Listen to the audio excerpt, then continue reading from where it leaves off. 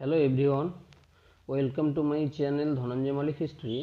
তো বিগত ভিডিওগুলোর মতন আজকেও আমি তোমাদের সামনে বেশ কিছু ভিডিও কোশ্চেন উত্তর সহ আলোচনা করতে চলেছি।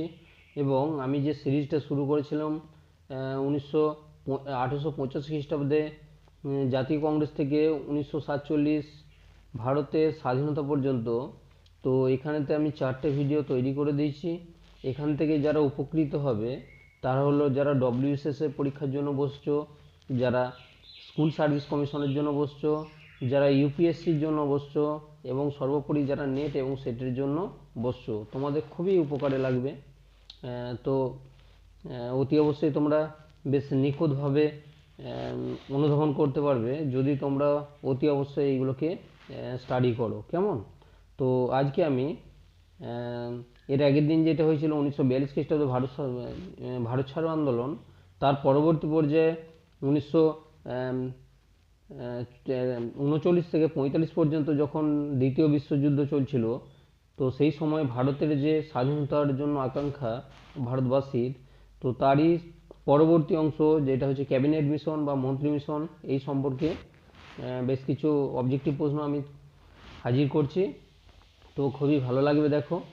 তো কথা না বাড়িয়ে আমি শুরু করছি। ক্যাবিনেট মিশন বা মন্ত্রী মিশন, এটা একটা প্রশ্ন পড়ে যে ক্যাবিনেট মিশনের অপর নাম কি? না, উত্তর হলো মন্ত্রী মিশন, যেটি 1946 খ্রিস্টাব্দে 1946 খ্রিস্টাব্দে মন্ত্রী মিশন ভারতে এসেছিল। তো যাই হোক, এরপরে আসা যায় ক্যাবিনেট মিশন কে ঘোষণা করেন? উত্তর ব্রিটিশ প্রধানমন্ত্রী ক্লেমেন্ট এটলি। ব্রিটিশ প্রধানমন্ত্রী ক্লিমেন্ট এটলি ঘোষণা করেছিল ক্যাবিনেট মিশন। তো প্রসঙ্গত আমি বলে রাখি যে ক্লিমেন্ট এটলি ইনি কিন্তু ভারতকে স্বাধীনতা দেওয়ার জন্য খুব বদ্ধপরিকর ছিলেন। তো এনার সম্পর্কে বলতে গেলে অতি অবশ্যই বলতে হবে এনার আগে ছিলেন উইনস্টন চার্চিল, যিনি ভারতের স্বাধীনতার ক্ষেত্রে অনেকটাই পিছিয়ে দেওয়ার নীতিতে বিশ্বাসী ছিলেন। কিন্তু ক্লিমেন্ট এটলি ছিলেন ব্রিটিশ তথা ইংল্যান্ডের যে শ্রমিক দল তার লেবার পার্টি তার নেতা ছিলেন, আর ডেমোক্রেটিক পার্টি ছিলেন উইনস্টন চার্চিল। তো চার্চিল ভারতকে স্বাধীনতা দেওয়ার ক্ষেত্রে অনেকটাই পিছিয়ে যাওয়ার নীতিতে ছিলেন, কিন্তু যেহেতু শ্রমিক দলের নেতা ছিলেন ক্লিমেন্ট এটলি, তো তিনি শ্রমিক দরদি ছিলেন, সেই জন্য তিনি ভারতে যাতে ভারতবাসী স্বাধীনতা পেতে পারে সেই জন্যই তিনি অতি অবশ্যই অগ্রসর হয়েছিলেন, এবং তিনি ওই দেশের তথা ইংল্যান্ডের প্রধানমন্ত্রী নির্বাচিত হওয়ার পরই। পরের প্রশ্ন, ক্যাবিনেট মিশন কবে ঘোষণা করেন? উত্তর 24শে মার্চ 1946 খ্রিস্টাব্দে ক্যাবিনেট মিশন ঘোষণা করেছিল। পরের প্রশ্ন, ক্যাবিনেট মিশনের অপর নাম কি ছিল? উত্তর ক্যাবিনেট মিশনের অপর নাম ছিল মন্ত্রী মিশন। পরে ক্যাবিনেট মিশন ভারতে কেন এসেছিল? খুব গুরুত্বপূর্ণ প্রশ্ন, কারণ ভারতের সংবিধান কিভাবে রচনা করা হবে সেই সম্পর্কে আলোচনার জন্য ক্যাবিনেট মিশন ভারতে এসেছিল। কেমন? তারপরে ক্যাবিনেট মিশনের উদ্দেশ্য কী ছিল? উত্তর কিভাবে শান্তিপূর্ণ উপায়ে ভারতের শাসন ক্ষমতা হস্তান্তর করা যায়। অর্থাৎ এই প্রসঙ্গে একটু বলে রাখি যে 1939 থেকে 1942 এই সময়টায় মন্ত্রিসভা, বিশেষ করে মুসলিম লীগ, তারা তাদের যে দাবিগুলো সেই দাবিগুলো পাওয়ার জন্য বদ্ধপরিকর ছিল, এবং সেই দাবিগুলো পূর্ণ করার জন্য তারা উঠে পড়ে লেগেছিল। তো সেই জন্যই ক্যাবিনেট মিশনের উদ্দেশ্য ছিল কিভাবে শান্তিপূর্ণ উপায়ে, অর্থাৎ হিন্দু মুসলিমদের মধ্যে বিভেদ না রেখে তাদেরকে শান্তিপূর্ণ উপায়ে ভারতের শাসন ক্ষমতা হস্তান্তর করা যায় সেই সম্পর্কে আলোচনায় ছিল এই ক্যাবিনেট মিশনের উদ্দেশ্য। তো প্রসঙ্গত আরেকটা বলে রাখি, যেহেতু 1939 থেকে 45 খ্রিস্টাব্দে দ্বিতীয় বিশ্বযুদ্ধ চলছিল, সেই সময় ব্রিটিশ সরকারকে ভারতীয়রা সর্বতভাবে সাহায্য করেছিল। বিশেষ করে জওয়াহরলাল নেহরু, জয়প্রকাশ নারায়ণ, এনারা কী করেছিলেন? ব্রিটিশদেরকে সহযোগিতা করেছিলেন। তো তারই উদ্দেশ্যে দ্বিতীয় বিশ্বযুদ্ধ শেষে 1946, যেহেতু দ্বিতীয় বিশ্বযুদ্ধ শেষ হচ্ছে 1945 খ্রিস্টাব্দে, তো সেই হিসেবেই 1946 খ্রিস্টাব্দে ভারতের ক্ষমতা হস্তান্তরের বিষয় সম্পর্কে আলোচনাই ছিল এই ক্যাবিনেট মিশনের প্রধান উদ্দেশ্য। কেমন? তারপর প্রশ্ন, ক্যাবিনেট মিশনের সদস্য কারা ছিলেন? উত্তর, এটা আমি যখন চাকরি পেয়েছিলাম হাই স্কুলে, তো আমারও প্রশ্নটা ছিল যে ক্যাবিনেট মিশনের সদস্য কারা ছিলেন। উত্তর, ভারত সচিব অথবা সেক্রেটারি লর্ড প্যাট্রিক লরেন্স, তারপরে বাণিজ্য সভার সভাপতি স্যার স্ট্যাফোর্ড ক্রিপস, তারপরে যিনি ছিলেন ব্রিটিশ নৌবাহিনীর প্রধান এবি আলেকজান্ডার। তাহলে তাদের পদগুলো অতি অবশ্যই মনে রাখবে। লর্ড প্যাথিক লরেন্স ছিলেন ভারত সচিব, স্যার স্ট্যাফোর্ড ক্রিপস ছিলেন বাণিজ্য সভার সভাপতি, আর এবি আলেকজান্ডার ছিলেন ব্রিটিশ নৌবাহিনীর প্রধান। কেমন?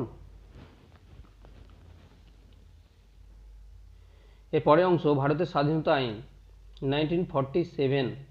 ভারতের স্বাধীনতা আইন 1947। তো ভারতের স্বাধীনতা আইন কবে পাস হয়েছিল?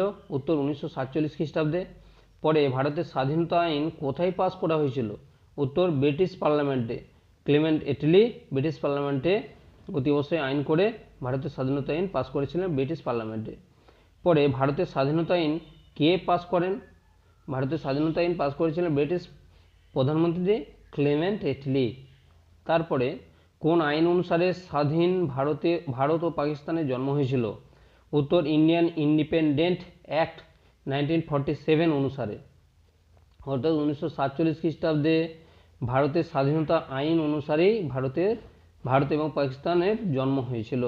পরের প্রশ্ন, ভারত বিভাজনের কথা ভারতে কে ঘোষণা করেছিলেন? অর্থাৎ ভারত যে ভাগ করা হবে সেটা ভারতে কে ঘোষণা করেছিলেন? উত্তর হবে লর্ড মাউন্ট ব্যাটেন। পরের প্রশ্ন, ভারতে কবে ভারত বিভাজনের কথা ঘোষণা করা হয়েছিল? তাহলে ঘোষণা করেছিলেন লর্ড মাউন্ট ব্যাটেন, কিন্তু সেটি কবে ভারতে ঘোষণা করা হয়েছিল? সেটা 23 জুন 1947 খ্রিস্টাব্দে প্রেস কনফারেন্স করে দিল্লি থেকে ঘোষণা করেছিলেন এই লর্ড মাউন্ট ব্যাটেন যে ভারতকে বিভাজন করা হবে। পরে ভারত ও পাকিস্তানের সীমানা নির্ধারণের দায়িত্ব কাকে দেওয়া হয়েছিল? উত্তর ভারত ও পাকিস্তানের সীমানা নির্ধারণের দায়িত্ব দেওয়া হয়েছিল সাইরিল র্যাডক্লিফকে। 1947 খ্রিস্টাব্দে এই দায়িত্ব দেওয়া হয়েছিল এবং এই দায়িত্বটি দিয়েছিলেন লর্ড মাউন্ট ব্যাটেন। তো প্রসঙ্গত আরেকটু বলে রাখি, যখন ভারত এবং পাকিস্তান স্বাধীনতা লাভ করলো তখন ভারত, পাকিস্তান, আফগানিস্তান এবং চীন বা বাংলাদেশ বরাবর বেশ কিছু বর্ডার বা সীমারেখা নির্দিষ্ট হয়েছিল, যেমন র্যাডক্লিফ লাইন। এই র্যাডক্লিফ লাইনটা হচ্ছে ভারত এবং পাকিস্তানের মাঝে, আর ডুরান্ড লাইন যেটি আছে ভারত এবং আফগানিস্তানের মধ্যবর্তী অঞ্চলে ডুরান্ড লাইন ছিল। আর একটা আছে ম্যাকমোহন লাইন, যেটা ভারতের পূর্ব এবং উত্তর দিকের সর্ববৃহৎ লাইন, সেটা হচ্ছে ম্যাকমোহন লাইন, যেটি ভারত এবং চীন বরাবর রয়েছে। এছাড়া ভারত এবং বাংলাদেশের বরাবর যে বর্ডার রয়েছে সেটাও বিশেষ উল্লেখযোগ্য, কিন্তু সেইগুলোকে আমাদের অত গুরুত্ব দেওয়া হয় না, কারণ বাংলাদেশ যেহেতু ভারতের মিত্র দেশ, সেই জন্য এখানেতে অবশ্যই বর্ডার রয়েছে, কিন্তু সেটা অত আমাদের গুরুত্বপূর্ণ নয়। তো এই লাইন সম্পর্কে আমার একটা ভিডিও অবশ্যই পূর্বে দেওয়া রয়েছে, যদি প্রয়োজন হয় তোমরা আরও কিছু লাইনগুলো আছে দেখে নিতে পারো। তো এই হচ্ছে আজকের এই অংশগুলো। তার পরবর্তী অংশ অতি অবশ্যই আমি আরও দিচ্ছি, তো তোমরা দেখতে থাকো।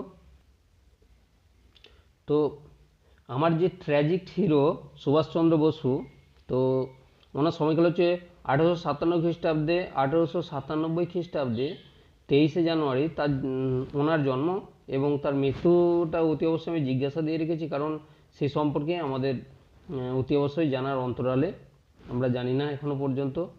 তো যাই হোক, আজকে সুভাষচন্দ্রের বেশ কিছু অংশ এবং অবজেক্টিভ আকারে বেশ কিছু জিনিস আমি তোমাদের সামনে হাজির করছি।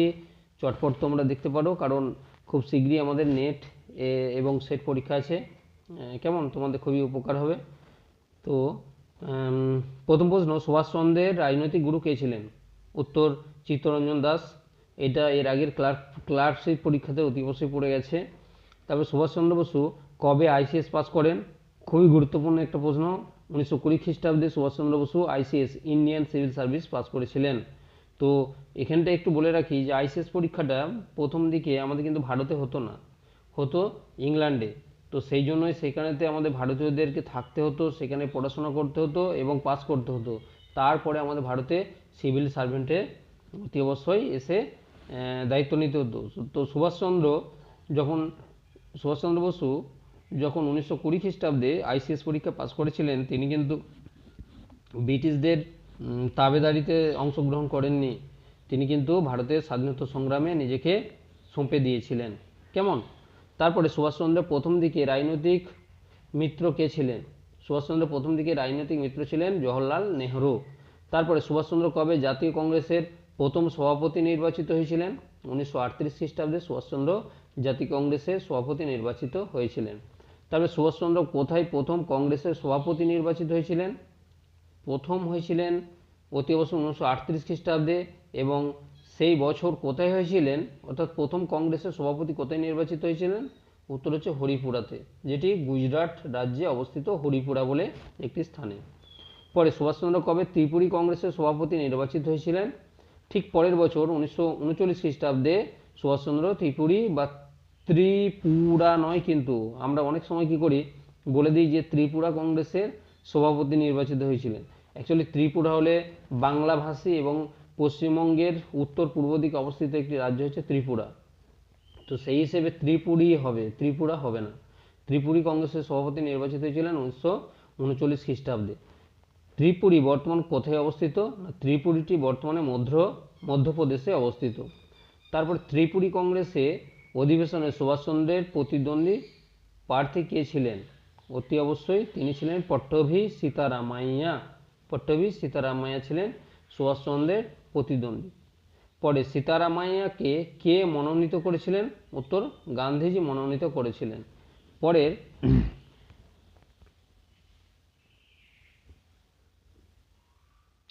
সুভাষচন্দ্র কোথায় গৃহবন্দী করে রাখা হয়েছিল? উত্তর কলকাতায় এলগিন রোডে সুভাষচন্দ্রকে গৃহবন্দী করে রাখা হয়েছিল।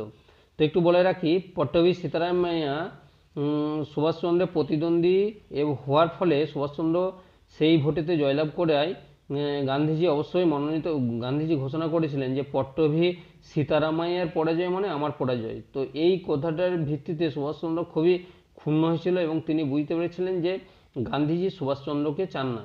তো সেই হিসেবেই সুভাষচন্দ্র গান্ধীজির যে পথ এবং মত সেটা ত্যাগ করে তিনি 1939-এ গড়ে তুলেছিলেন ফরওয়ার্ড ব্লক দল, যার মধ্য দিয়ে তিনি তার রাজনৈতিক কর্মপন্থা পরিচালনা শুরু করেছিলেন। কেমন? তারপরে সুভাষচন্দ্র কোথায় গৃহবন্দী রাখা হয়েছিল? কলকাতা এলগিন রোডে। পরে সুভাষচন্দ্র কলকাতা থেকে কি ছদ্মনামে বেরিয়ে গিয়েছিলেন? উত্তর মোহাম্মদ জিয়াউদ্দিন নাম নিয়ে।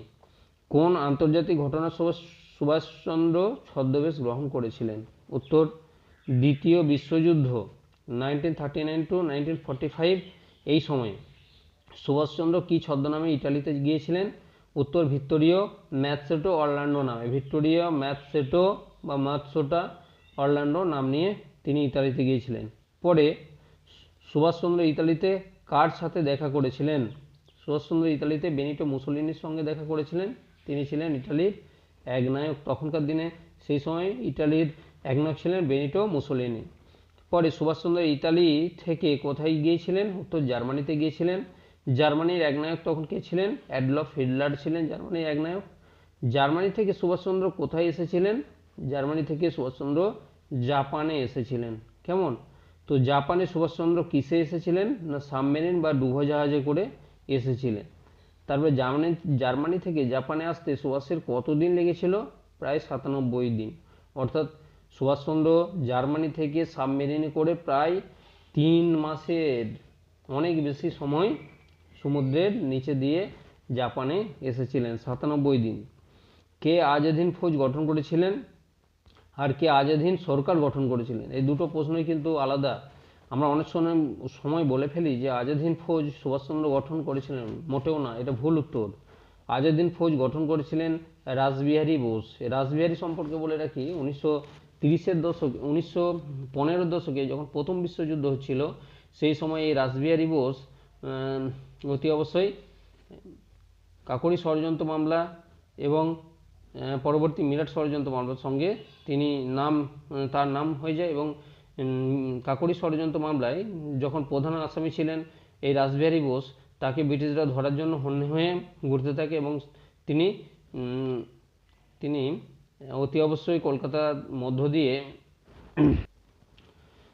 মধ্য দিয়ে বিশেষ করে আমাদের ডায়মন্ড হারবারে পি.এন. ঠাকুর ছদ্মনামে জাপানি জাহাজে চেপে পড়েন এবং জাপানে চলে যান। সেখানেতেই তিনি প্রবাসী ভারতীয়দের নিয়ে দ্বিতীয় বিশ্বযুদ্ধের সময়কালে প্রবাসী ভারতীয় যারা হচ্ছে সিঙ্গাপুর, মালয়, বা জাপান এবং তার পার্শ্ববর্তী অঞ্চলে ব্যবসা বাণিজ্য বা বসবাস করতো তাদেরকে নিয়েই, সেখানকার তরুণ তরুণীদের নিয়ে তিনি, বা আমাদের ইংরেজরা যাদেরকে উত্তর এবং পূর্ব যে সমরাঙ্গনে যুদ্ধে পাঠানো হয়েছিল ভারতীয়দেরকে, অর্থাৎ যাদেরকে জাপানিরা অবশ্যই পরাজিত করে এবং বন্দি করে রেখেছিল, সেই বন্দীদেরকে নিয়েও রাসবিহারী বসু আজাদ হিন্দ ফৌজ গঠন করেছিলেন। কেমন? পরে কে আজাদ হিন্দ সরকার গঠন করেছিলেন? না উত্তর সুভাষচন্দ্র বসু। তারপরে কবে আজাদ হিন্দ সরকার গঠন করেন? 1943 খ্রিস্টাব্দে 21শে অক্টোবর। এই তারিখটা মনে রাখবে, 1943 খ্রিস্টাব্দে 21শে অক্টোবর আজাদ হিন্দ সরকার গঠন করেছিলেন। পরের বেশ কিছু অবজেক্টিভ যেগুলো তোমাদের খুবই প্রয়োজনীয় সেই সম্পর্কে আমি হালকা করে আলোচনা করে দিচ্ছি। এগুলো আছে, পুনা সার্বজনিক সভা গঠন করেন কে? না গণেশ বাসুদেব যোশী এবং মহাদেব গোবিন্দ রানাডে। তারপর পুনা সার্বজনিক সভা কবে গঠন করেন? না 1870 খ্রিস্টাব্দে পুনা সার্বজনিক সভা গঠন করেন। পুনা পাবলিক অ্যাসেম্বলি কে গঠন করেছিলেন? পুনা পাবলিক অ্যাসেম্বলি গঠন করেছিলেন মহাদেব গোবিন্দ রানাডে। কে লন্ডন ইন্ডিয়ান সোসাইটি ও ইস্ট ইন্ডিয়ান অ্যাসোসিয়েশন গড়ে তুলেছিলেন? উত্তর দাদাভাই নৌরোজি, যাকে আমরা গ্র্যান্ড ওল্ড ম্যান বলে থাকি। তো এখানটায় বলে রাখি, ইংল্যান্ডের পার্লামেন্টে একমাত্র ভারতীয় সদস্য যিনি নির্বাচিত হয়েছিলেন, ইংল্যান্ডের পার্লামেন্টে একমাত্র ভারতীয় যিনি সদস্য নির্বাচিত হয়েছিলেন তিনি হলেন দাদাভাই নৌরোজি। তিনি পেশায় ওকালতি এবং সেই সঙ্গে সঙ্গে বণিকের ব্যবসা বাণিজ্যের সঙ্গে লিপ্ত ছিলেন, কিন্তু পরবর্তী পর্যায়ে তিনি ভারতের রাজনীতিতে অবশ্যই নরমপন্থী নেতৃত্ব হিসেবে বিশেষভাবে বিখ্যাত হয়েছিলেন দাদাভাই নৌরোজি। ওনাকে আমরা গ্র্যান্ড ওল্ড ম্যান হিসাবে জেনে থাকি, দাদাভাই নৌরোজি। তারপরে কবে লন্ডন ইন্ডিয়ান সোসাইটি ও ইস্ট ইন্ডিয়ান অ্যাসোসিয়েশন গড়ে তোলেন এবং কেন গড়ে তুলেছিলেন?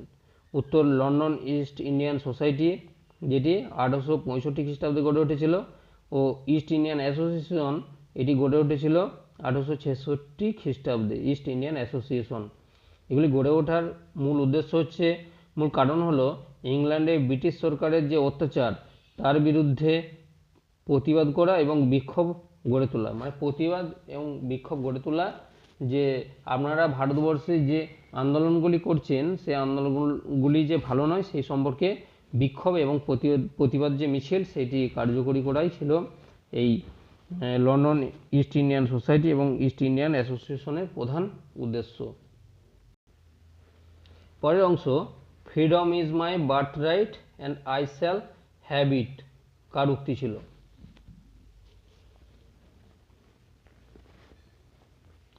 Freedom is my birth right and I shall have it, এইটি কার উক্তি ছিল? না এটি ছিল বাল গঙ্গাধর তিলকের উক্তি। তারপরে ফাদার অফ ইন্ডিয়ান আনরেস্ট কাকে বলা হয়? উত্তর বাল গঙ্গাধর তিলককে। কেমন? তারপরে বাল গঙ্গাধর তিলকের প্রকাশিত দুটি পত্রিকা কি কি? উত্তর মারাঠি ভাষায় কেশরী, অর্থাৎ মারাঠা যে ভাষা সেই মারাঠি ভাষায় হচ্ছে কেশরী, এবং ইংরেজি ভাষায় মারহাটা বা মারহাট্টা। পরে প্রশ্ন, দিল্লির কেন্দ্রীয় অ্যাসেম্বলিতে কে বোমা নিক্ষেপ করেছিলেন? উত্তর 8 এপ্রিল 1929 খ্রিস্টাব্দে সর্দার ভগৎ সিং এবং তার সহযোগী ছিলেন বটুকেশ্বর দত্ত, তারা দিল্লি অ্যাসেম্বলিতে বোমা নিক্ষেপ করেছিলেন। পরে তারা কেন্দ্রীয় অ্যাসেম্বলির গ্যালারি থেকে কি স্লোগান দিয়েছিলেন? উত্তর হচ্ছে ইনকিলাব জিন্দাবাদ, অর্থাৎ ইনকিলাব জিন্দাবাদ কথাটির অর্থ হলো বিপ্লব দীর্ঘজীবী হোক, বিপ্লবী নয় কিন্তু, বিপ্লব দীর্ঘজীবী হোক। তারপরে 3টি রাউন্ড টেবিল বৈঠকে অংশগ্রহণকারী পুরুষের নাম কি? না উত্তর বি.আর. আম্বেদকর। আর 3টি রাউন্ড টেবিল বৈঠক অংশগ্রহণকারী মহিলার নাম কি? সরোজিনী নাইডু। পরে কংগ্রেসের চরমপন্থী এবং নরমপন্থী কোন অধিবেশনে আলাদা এবং কোন অধিবেশনে একত্রিত হয়েছিল? তো একটু ছকের আকারে আমি বুঝিয়ে দিচ্ছি, দেখো এটা খুবই গুরুত্বপূর্ণ প্রশ্ন। যে 1907 খ্রিস্টাব্দে সুরাট অধিবেশনে সভাপতি রাসবিহারী বসু ছিলেন এবং এই সময় কংগ্রেসের নরমপন্থী এবং চরমপন্থীরা আলাদা হয়ে যায়।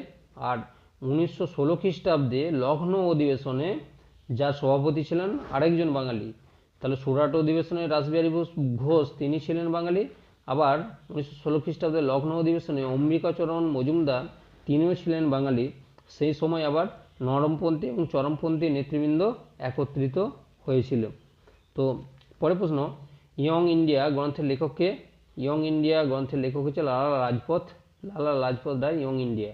তবে জাতীয় কংগ্রেস ও মুসলিম লীগের কাছাকাছি আসার জন্য কোন চুক্তি হয়েছিল? না, জাতীয় কংগ্রেস এবং মুসলিম লীগ যারা ভাগ হয়ে গিয়েছিল জাতীয় কংগ্রেস থেকে, তো তারা একত্রিত হয়েছিল লগ্ন চুক্তি অনুসারে 1916 খ্রিস্টাব্দে। পরে প্রশ্ন, লগ্ন চুক্তি কাদের মধ্যে হয়েছিল? উত্তর, জাতীয় কংগ্রেসের বালগঙ্গাধর তিলক এবং মুসলিম লীগের মোহাম্মদ আলী জিন্নার মধ্যে লগ্ন চুক্তি হয়েছিল। তারপরে কে কখন তার মিত্রকে, খুব গুরুত্বপূর্ণ একটা প্রশ্ন দেখো, কে কখন তার মিত্রকে ধোঁকা দেওয়ার কারণে ব্রিটিশ সরকার তাকে কারাগারে হত্যা করেছিল? উত্তরটা হবে নারওয়ারের রাজা মানসিংহ, যিনি 1857 খ্রিস্টাব্দে মহাবিদ্রোহের সময় তার মিত্র তাকে ধোঁকা দেওয়ার চেষ্টা করে ব্রিটিশ দিকে ধরিয়ে দিয়েছিলেন। তো নারওয়ারের রাজা মানসিংহ কাকে ধোঁকা দিয়েছিলেন? উত্তর, তাঁতিয়া টোপিকে ধোঁকা দিয়েছিলেন। পরে প্রশ্ন, পূর্ণ স্বরাজের দাবি কবে করা হয়েছিল? 19শে ডিসেম্বর 1929 খ্রিস্টাব্দে পূর্ণ স্বরাজের দাবি করা হয়েছিল। তারপরে পূর্ণ স্বরাজের দাবি কোথায় করা হয়েছিল? উত্তর, কংগ্রেসের লাহোর অধিবেশনে পূর্ণ স্বরাজের দাবি ঘোষণা করা হয়েছিল। পরে কংগ্রেসের লাহোর অধিবেশনে কে সভাপতি নির্বাচিত হয়েছিলেন? উত্তর, জওহরলাল নেহরু। পরে এই অধিবেশনে তিরঙ্গা পতাকা কোন নদীর তীরে ওড়ানো হয়েছিল? খুব গুরুত্বপূর্ণ একটা প্রশ্ন। উত্তর, রাভি নদীর তীরে এই তিরঙ্গা পতাকা প্রথম ভারতের উত্তোলন করা হয়েছিল। লাস্ট প্রশ্ন আজকের, গান্ধী আয়রন চুক্তি কবে হয়েছিল? উত্তর, গান্ধী আয়রন চুক্তিটা 5ই মার্চ 1931 খ্রিস্টাব্দে হয়েছিল। এই প্রশ্নটা আমার চাকরির পরীক্ষাতে আমার নিজের পড়েছিল। তো যাই হোক ভিউয়ার্স, তোমরা কতটা উপকৃত হচ্ছে অতি অবশ্যই জানাবে এবং বেশি বেশি করে তোমরা সাবস্ক্রাইব এবং শেয়ার করবে। ওকে, আজ এই পর্যন্ত। আবার পরবর্তী অংশ আমি নিয়ে হাজির হচ্ছি তোমাদের সামনে।